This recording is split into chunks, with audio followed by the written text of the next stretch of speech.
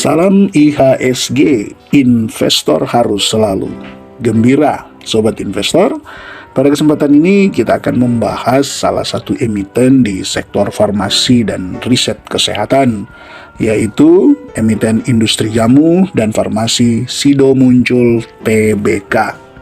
Sido Muncul sempat menguat di awal tahun sampai dengan pertengahannya, bahkan bisa mencapai di all time high-nya 775 ini, dia menguat 51,96%.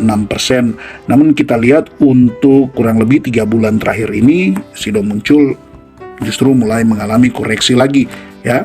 Terpantau di sini dalam 3 bulan terakhir dia sudah koreksi 10,60%. Nah, pertanyaannya apakah ini koreksi akan berlanjut seperti koreksi-koreksi sebelumnya?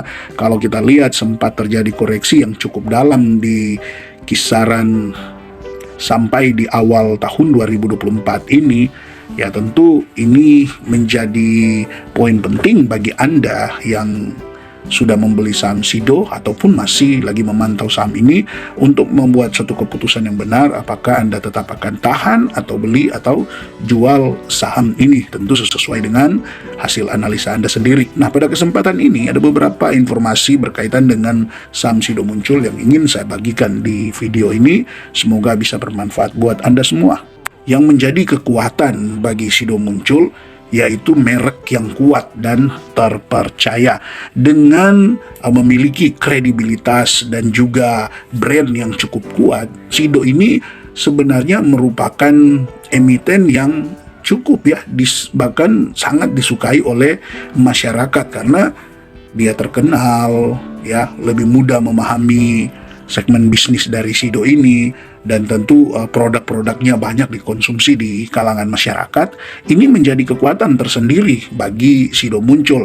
Hanya memang untuk perusahaan sekelas Sido yang sebenarnya kalaupun memang mengharapkan pertumbuhan yang tinggi, tentu sudah agak-agak kecil kemungkinannya walaupun masih ada pertumbuhan, tetapi biasanya pertumbuhan itu lebih besar terjadi ketika justru dia mengalami koreksi dia mengalami koreksi terlebih dahulu. Ketika kinerjanya menurun entah karena sentimen-sentimen negatif lainnya, baru kemudian dia akan rebound seperti itu, yang mungkin bisa dijadikan momentum ketika Anda masuk di saham seperti Sido ini yang tergolong sudah saham yang cukup besar dan tentu pertumbuhannya sudah agak lambat seperti itu. Namun ini tetap masih menjadi kekuatan di Sido yang secara brand dan juga kredibilitasnya itu sudah sangat diakui di kalangan masyarakat. Selain daripada itu, yang menarik juga di saham Sido tentu bisa kita dapati di portfolio produk yang sebenarnya sangat beragam di Sido. Perusahaan ini sebenarnya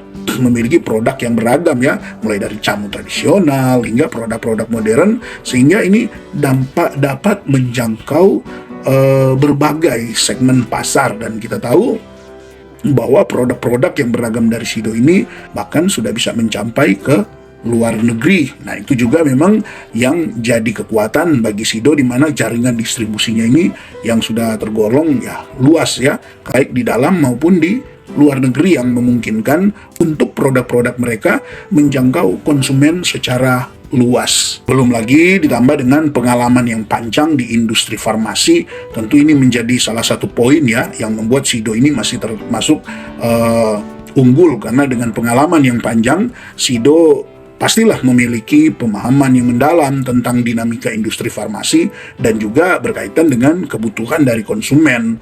Selain itu, kita bisa dapati keunggulan dari Sido yaitu keahlian dalam bidang herbal yang menjadi keunggulan kompetitif perusahaan.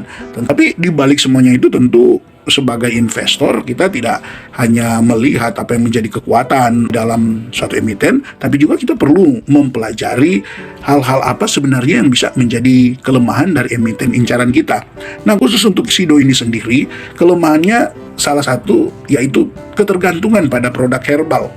Di satu sisi memang produk herbal ini menjadi keunggulan buat Sido, tetapi dengan Sido terlalu bergantung di produk herbal yang menjadi penyumbang revenue terbesar bagi Sido di kisaran 60%, Maka sebagai investor pun kita harus memahami ini, sehingga ketika ada di kuartal-kuartal tertentu SIDO mengalami penurunan, ya jangan langsung kita berpikir bahwa oh pasti SIDO ini sudah jelek, sudah tidak bagus lagi. Tidak ya, karena salah satu juga dipengaruhi dengan ini, karena produk herbal menjadi unggulan bisa mencapai 60% ya penyumbang revenue di SIDO.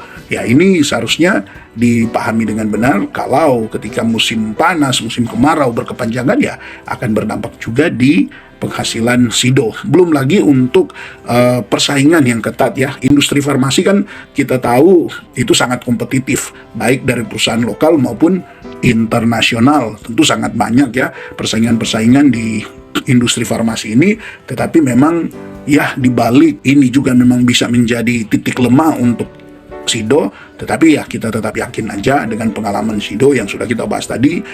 Untuk yang satu ini ya kemungkinan besar masih bisa lah diimbangi, bahkan masih bisa SIDO mengambil peluang-peluang di bagian-bagian tertentu untuk bisa tetap bagus dalam kinerjanya.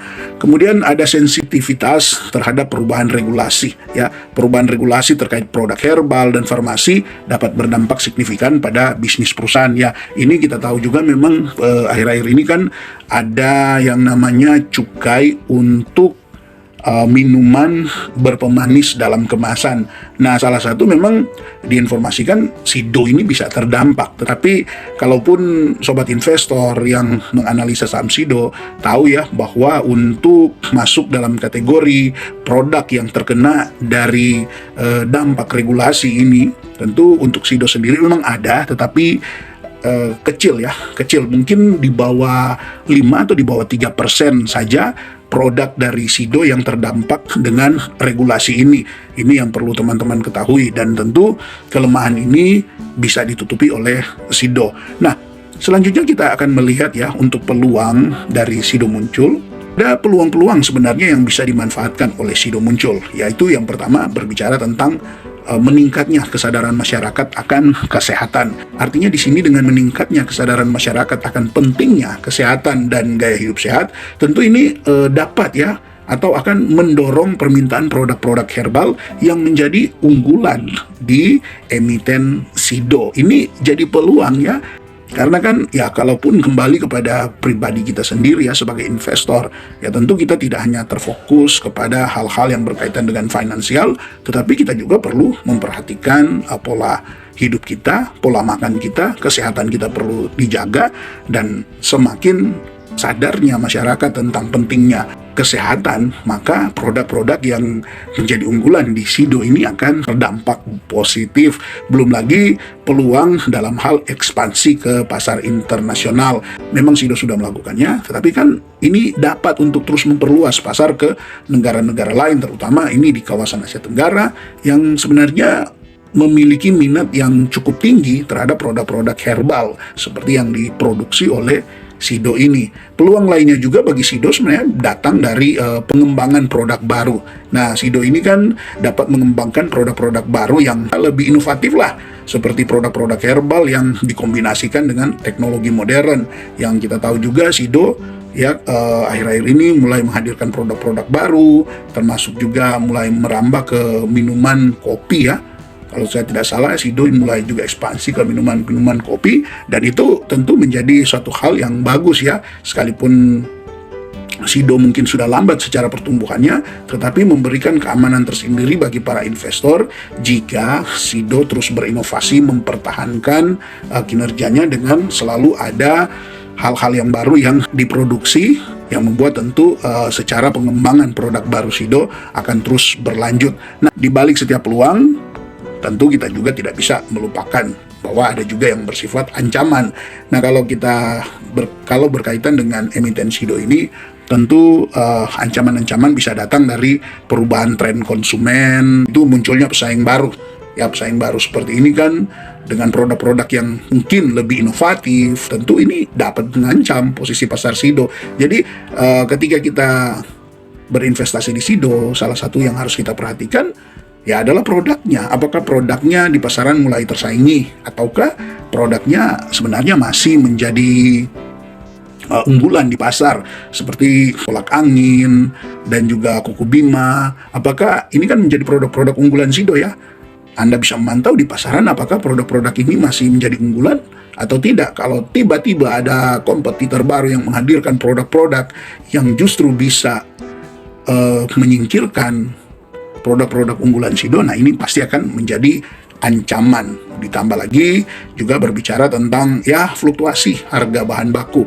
Kenaikan harga bahan baku juga sebenarnya dapat menekan margin keuntungan dari perusahaan. Nah ini juga memang menjadi ancaman, tetapi ya dengan pengalaman dari Sido tentu ini bisa ditanggulangi karena mereka sudah melewati tahun-tahun yang cukup panjang yang pastilah membuat mereka punya cara mereka tersendiri, punya strategi khusus untuk menangani hal ini. Intinya sobat investor, ketika investasi di saham Sido ini sebenarnya memiliki potensi keuntungan yang menarik, tinggal Anda bijak-bijaklah, pintar-pintarlah untuk melihat situasi yang ada ketika market mulai kurang mengapresiasi Sido, tapi melihat kinerjanya sebenarnya masih cukup bagus, ya disitulah Anda mengambil kesempatan. Karena sekalipun Sido ini tergolong wonderful company, perusahaan yang sangat bagus, tentu untuk membeli juga kita harus tetap memperhatikan valuasinya, karena membeli juga di harga yang sudah terlalu tinggi dengan Sido yang pertumbuhannya boleh dibilang sudah lebih lambat dibandingkan dengan perusahaan-perusahaan yang masih sangat luas jangkauan ekspansinya, ya tentu ini beda ya. Jadi perhatikan juga valuasinya. Yang kalau kita pantau di sini dari segi valuasi kan Sido PE ratio-nya ada di 16,64 untuk annualize, TTM-nya ada di 18,23. Kemudian kita lihat dari price to book value-nya, kita lihat sekarang ini ada di 5,84 dan EV to EBITDA-nya ada di 12,79. Dari analisis yang ada 27 analis yang memberikan rating untuk Sido sekarang ini, di mana 21 merekomendasikan beli dan kemudian 6 tahan dan tidak ada yang merekomendasikan untuk jual. Dengan target harganya di sini rata-rata bisa mencapai 837, dengan estimasi tertinggi bisa capai 900 dan estimasi terendahnya di 750. Artinya di harga saat ini 675 ini masih sangat menarik karena masih bisa juga memang menjangkau target terendahnya, belum lagi ke rata-rata bahkan sampai ke tertingginya.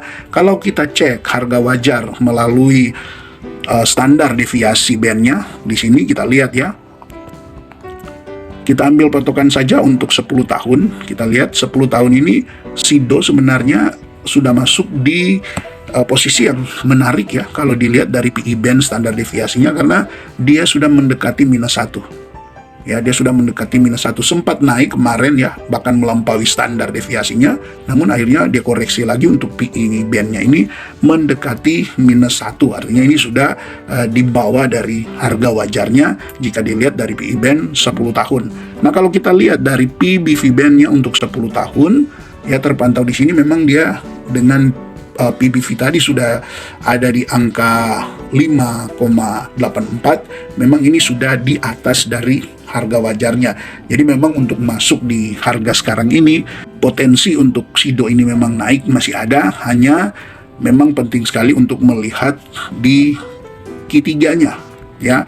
Apakah di Q3 ini nanti kemudian kinerja Sido membaik, ini akan menjadi pendongkrak untuk harga saham Sido di akhir tahun dan di akhir tahun 2024 dan di awal tahun 2025 ini bisa rebound ya setelah koreksi 10% lebih di 3 bulan terakhir ini. Tapi jika nanti di Q3 dan Q4 kinerjanya kurang bagus, maka ini masih berpotensi untuk harga sahamnya ini terus mengalami koreksi ke depannya. Coba kita lihat dari seasonality. Oke, kita lihat dari seasonality. Ya, bisa Anda lihat di sini. Ya, untuk Oktober bagus ya probabilitas kenaikan dari Sido. Di sini 60% probabilitas kenaikan Sido di bulan Oktober. November malah dia 67%, lebih tinggi lagi probabilitas kenaikan dari Sido di bulan November. Tapi memasuki bulan Desember justru probabilitasnya ini jadi lebih kecil di 44%. Jadi sobat investor, informasi yang sudah diberikan kiranya boleh bermanfaat untuk Anda, dan intinya Anda lakukan analisa lebih mendalam lagi, temukan keyakinan, dan intinya untuk di saham Sido baiklah berinvestasi untuk jangka waktu yang panjang untuk mendapatkan hasil yang maksimal. Tetap semangat berinvestasi dan terima kasih untuk Anda yang terus mendukung channel ini lewat subscribe, komen-komen yang memberi semangat untuk kami terus membuat konten, serta Anda yang dengan ikhlas ya memberikan donasi untuk channel ini. Kami sampaikan terima kasih. Salam IHSG dan investor harus selalu gembira.